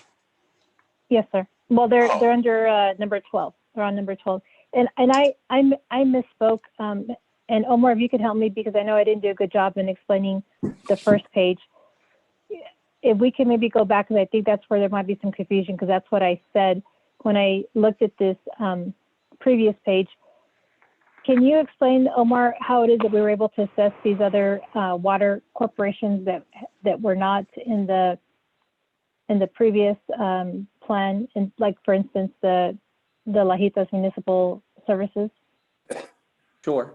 So the fees that are being shown are based on population and the distribution between all of the works divided by county. The amount of money that is allocated per county does not change. Rather, what has changed in this new model is who gets to pay what. And yes, we do have new entities. The burden now goes to the water user groups, as you see there, for example, Lajitas, or you asked about the water utility for, what's it called, Sierra Blanca. We included them there. But again, it's just based on populations and number of the population that they serve. For county other, we included that fee towards the county itself. So because we could not attribute that to any water, any WUG. So, but again, it's important to note that in the previous approach, it was the municipalities and the counties that paid for that amount. And really the amount of fees that each county pays did not change. What changed was what these entities, what these water user groups paid. Now, in considering which of these entities we were going to include in this list, I did talk to Annette and I asked, well, which of these entities do you have a relationship with? I know that she has a relationship with Sierra Blanca and with Fort Hancock, for example. We sometimes get the representatives here. And we also took into account that Horizon Mud did not express interest in being a water planning member. So then we do have, well, she does have a relationship with the city of Horizon City, and that's why it was moved that way. And just based on this analysis, because there's some instances where, for example, Lower Valley Water District or other special other utilities cover more than one jurisdiction. More like in the case of Lower Valley Water District, they account for Socorro and San Elizario. It was difficult for us to apportion populations. Again, transitioning from the older model. And so this is why the proposal was made. Either we discount from what like the city of Socorro used to pay to what all of El Paso County outside of the city of El Paso would pay, or can we use that money to build that small technical assistance fund? Okay, can I say something? This is Jerry Grijalva for the Lower Valley Water District. We also have Clint on our rolls as a city we support. Plus Yes, large spans of El Paso County. And having said that, so I'm happy that, I think they're happy with what we're doing, and I'm happy that they would be sharing the cost. But to play devil's advocate, what, say San Elizario or Socorro comes back and says, look, Lower Valley Water District's doing all this, what's in it for me if we pay this amount? Do we have something planned? Since we're the water district of record, and I don't want them to not pay their share, but I just wanted to ask that question. Yeah, that's a very good point, Mr. Grijalva. I think that with the city of Socorro, and this is the part where I get to say I wasn't here when it was first created, but when I did take over, city of Socorro has continually paid dues in addition to what you're paying. So I think with city of Socorro, this would not be any different for them because they have already been in that manner of payment. And so we have received payment from them. We've received agreements from them. So I don't think that they see that as a duplication of effort. With San Elizario, that might be something that they definitely would question to ask, well, if Lower Valley is the water provider, why is it necessary for us to be able to participate financially? The town of Clint, they have also been members for number of years, and they've been paying as well. I think that what may occur is that since these are recurring costs to many of the governments, they haven't necessarily questioned why these costs are coming in, and so we're able to process the payments in that way. But if I think somebody stopped and said, "Tell me exactly what I get out of this," there might be a further discussion on it. And so I don't know if. Like for instance, with Lower Valley Water District, if it's not necessary to put Socorro and Clint and San Eli in there, then the share would be a larger amount towards Lower Valley. And I don't know if that's something that you all would have wanted to engage. I agree. But I think that one thing that we could do just quickly is that, anytime there's a new setup, there's always, the way I look at it is there's always new possibilities on how things can work in this, with this setup. And so, Mr. Grijalva, maybe perhaps this would be an opportunity for us to work with you and the entities and have a meeting just with these communities to just implore upon them the necessity of having a water planning group and what it is that you all do on their behalf and how it's important for them to engage in the process so that way they can be able to have their voice heard as well. And so I could see that as something that we can start generating where we can make that something that's just not a one-time deal where we can at least meet maybe once or twice a year. But you probably may already do that on your own, but just in terms of how they're engaged with water planning. We do that on our own with the individual cities and the county, but I think it's a great idea to bring them all together so that they can see what the whole infrastructure looks like and what our plans are. Mm-hmm. That might be worth the price of admission right there. All right, thank you. So I would say to the group, if you all are not comfortable approving this at this moment in time, if you need some, if you need more of an opportunity to review, we could table this. We are going to have the other agenda items to set our next water planning meeting. And I think that with the plan being approved, I have to check with John. I don't recall there's anything else that will need to be any kind of cleanup with WSP, but if we had a meeting, let's just say in November, we could use that time to kind of get really into the meat of the due structure. And then we can also talk about our membership, what the membership looks like and who's on the membership and how many vacancies there are. We can do those things as well if you are not comfortable making a motion now. It's Dave. When you listed item 13, you just said consider. You did not say discussion and adoption or vote on it. So probably your suggestion to carry it forward is a good idea. Well, the only other thing is that we do have at the top of our agenda item that we discuss with action as appropriate on the following items. I see that now. Okay, I give up. But like I said, if you all, the last thing I need to do is just ramrod this down your throats. And so if you all want a little bit more time, I definitely would understand why that would be the case. We would just, I would ask if we could endure another meeting, possibly in November, we could wrap this up so that way we can start getting the dues out and start getting the agreements, because that does take some time for it to get on agendas and for them to be able to review. Annette? Yes, sir. Yeah, my question is, are there groups that have never paid a fee to this organization ever, and now we're going to be asking them for the first time? That would be the Terrell County WCID number 1 for $284.19. It would be City of San Elizario for $537.12. And I believe that would be, are those the only two, Omar? Based on your recollection, I think those are the only two that are additions. There's a couple of WUGs that are in the list at the top. You're right. I think that's, to me, I think that's the biggest challenge with this new fee structure that's proposed is the people that have never, they don't even know what regional water planning is. And now you're going to be charging them. That's, how do we, I'm not saying not to do it, but how do we bring them in and let them know the benefits of meeting John Ashworth and Jennifer in person? I think the other, so like with Esperanza Water Service, they heard. But like if, and Elizabeth, you can correct me if I'm wrong, but like with number 13, the Esperanza Water Service, they are a private water provider, so they would not be eligible to tap into any of the Water Development Board funds. Is that correct, Elizabeth?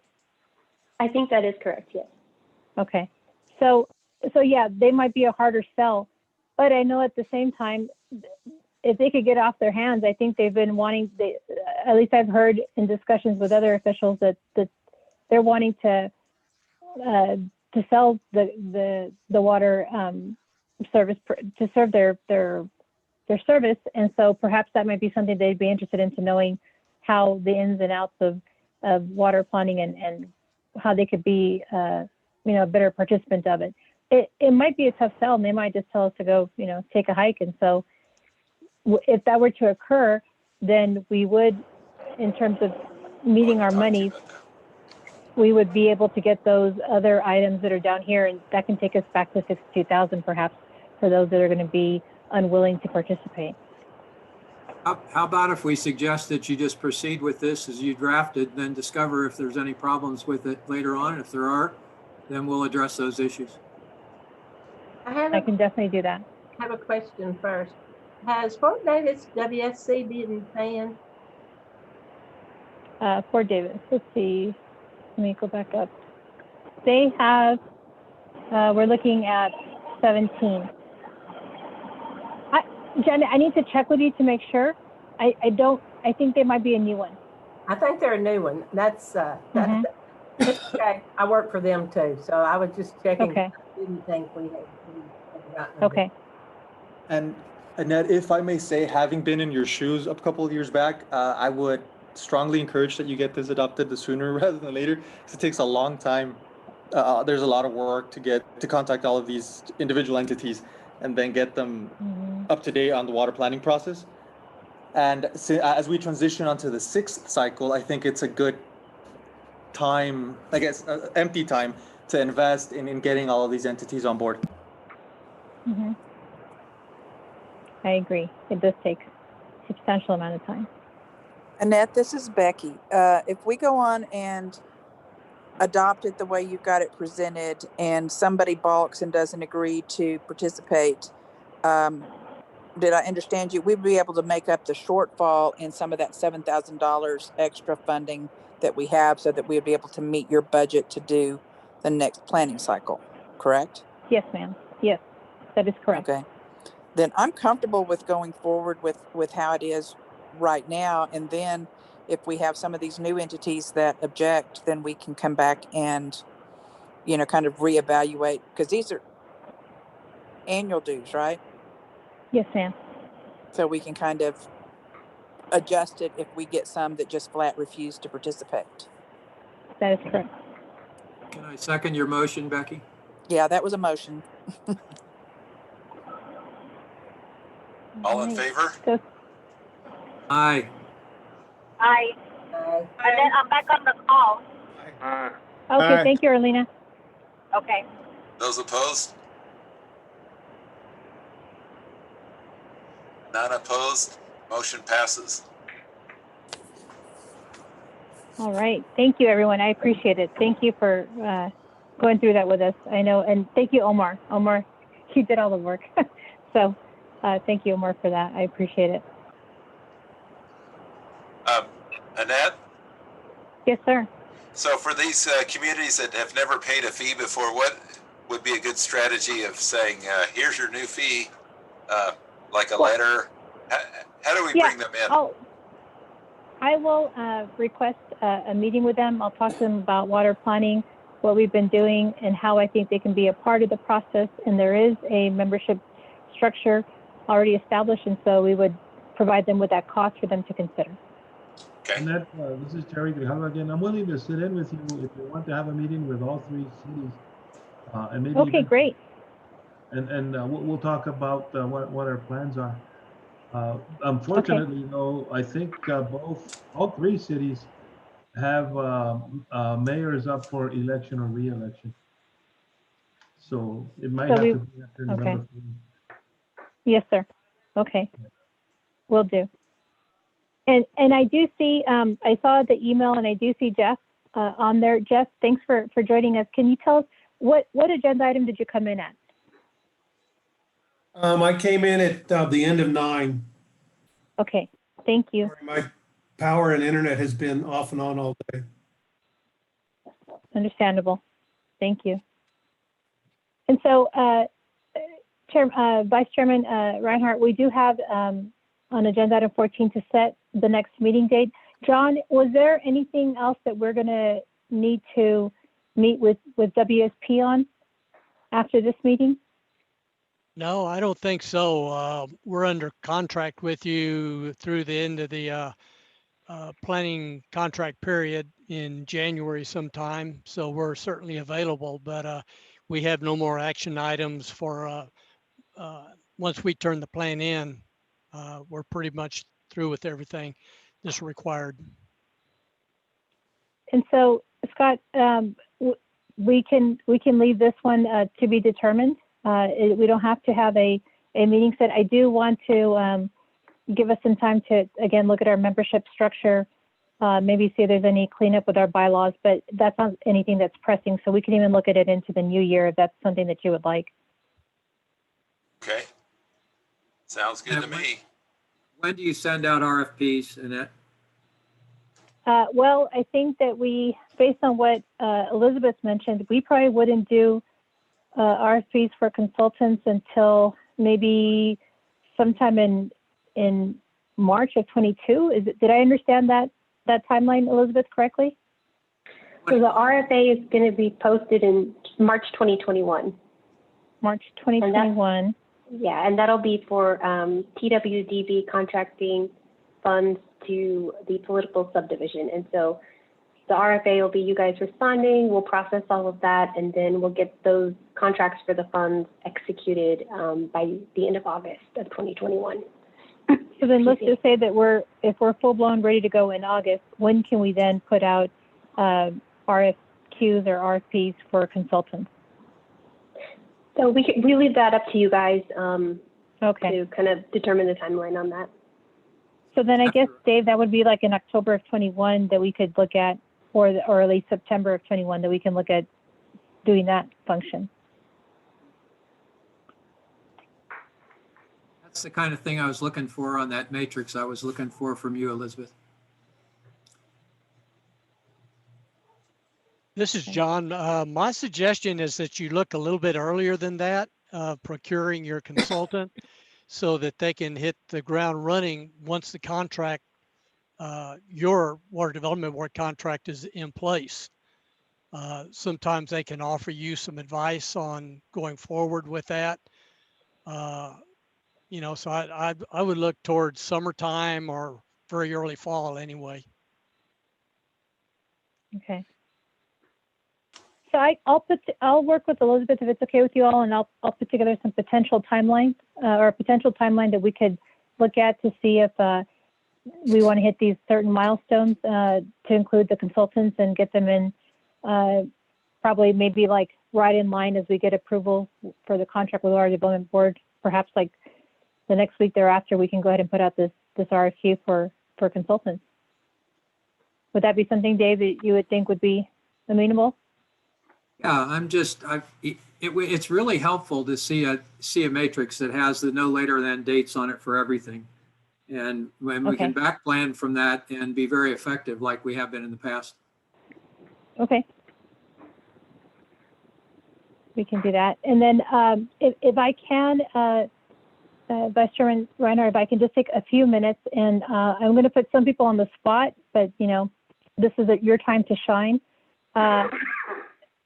We are going to be concluding our 5th cycle of the water planning group with our water plan.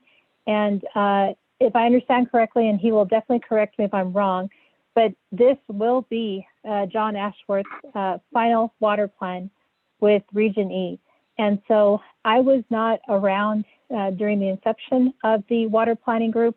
I believe that it was initiated in 99 or 2000, some time frame within that year. And I know that Barbara Kaufman, for many of you, you know, I will never ever try to say that I've worked as hard or known as much information as Barbara did, because Barbara was tremendous in her knowledge base and how she was able to steer the ship with a water planning group, because I know it wasn't an easy task. But I do think that someone with John's personality, if it wasn't for John's personality, I don't know if we would have been as successful with any other consultant, because I know that things were tumultuous at times, and there was a great difficulty in trying to have both urban and rural interests be married as best as they can. And I think that if it wasn't for John and his just easygoing approach with the plan and the process, that we would never have been as successful. And so I know that I could never have done as good a job as Barbara in recognizing all of the efforts that you have made, John, on behalf of the water planning group. But I'm going to do my best, because I just it will be somewhat different, to say the least, but it will be I think somewhat sad to know that when we're going on to our next cycle, which is the 6th one, that you won't be there with us. And so I think if I can say from everyone in the water planning group, thank you for what you've done for us, and thank you for sticking with us, because you probably could have found a way to get yourself assigned somewhere else. So thank you for that. And we don't have it here today virtually to show you.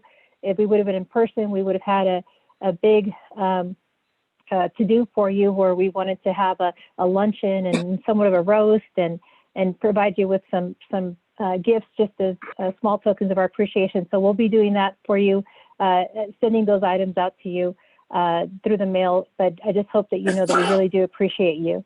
And if there's anyone from the planning group, I know Janet, Becky, Dave, anyone else, is there anything else anyone else would want to say just on behalf of John and his efforts with this planning group? Yes, if John can retire, why can't I? We came on it with the same day. Been here all this time. John, we appreciate all you do, and you still have to come to Fort Davis to visit. Janet, I'll send you the manual on retiring. It's real easy. It's nowhere near as hard as the Water Development Board guidelines. Thank you. I need that. Well spoken, Annette, and I want to thank John for all of his service on this planning group. Yes, John has been instrumental in letting us get through all the prior 5 plans that we've been working on. And I'm kind of sad that he's not going to be here with us for the next planning cycle. And I thought you were going to retire last time you came back on, so I'm going to keep my fingers crossed on that. Okay. Well, Yeah, just my to wife add, has a say on that. yeah. Just to add to Becky's comment, WSP is really hoping we can remain at your service for the 6th cycle. And we are deeply saddened and excited for John to reach this new chapter that he has worked so hard for. I don't know if the group knows, but an email went out last week internally in Austin. He has dedicated 25 years to the Water Development Board and another 25 to LBG Guidance /WSP. Wow. So that is huge. And John, we thank you for that.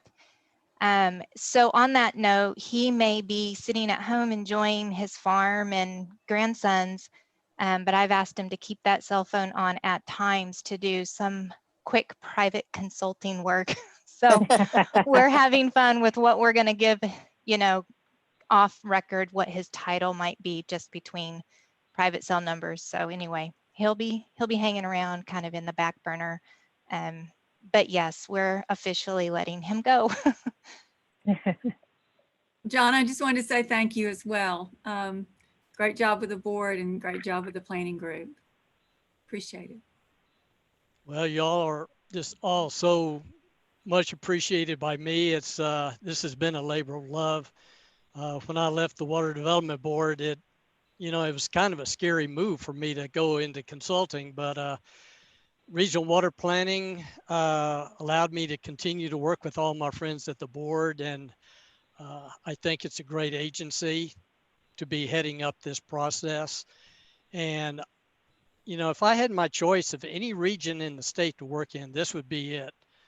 To come out here and enjoy the climate and the people and the challenge of water resources is so different than any place else in the state. And for geologists, I don't know where else I can step out of my truck and kick rocks around and really enjoy myself. So Janet, I'm going to take up your invitation. I will be out there. I'll be looking for you, but I'm not riding bikes with you. I'll just. Oh, I can get you a cushy seat for one of my bikes. Well, sure. Thank you, John, for everything you've done, and even for El Paso and our desalination plant. So very good work on your part. So thank you. So we're not going to set a date for our next meeting. So we're at their 15th one. Do I have any takers on this one? We have a tradition. And I cannot find him. I've called, I've emailed. I don't know where Commissioner Miller is, but I will do my best to let him know that he was not here to do the blessing on item 15. Okay, I'm gonna pretend I'm Jim Ed. I move to adjourn. Yes, well You done. did that very well. Yes. Second. Is there a second? Second, all in favor? Aye. Aye. And those opposed? Hearing none, the motion passes. Meeting is adjourned. Thank you, everyone. Thank you. Thank you. Thank you, Ned. Everyone. Thank you for a good Thank you. meeting. Thank you. Bye. Bye. Bye-bye.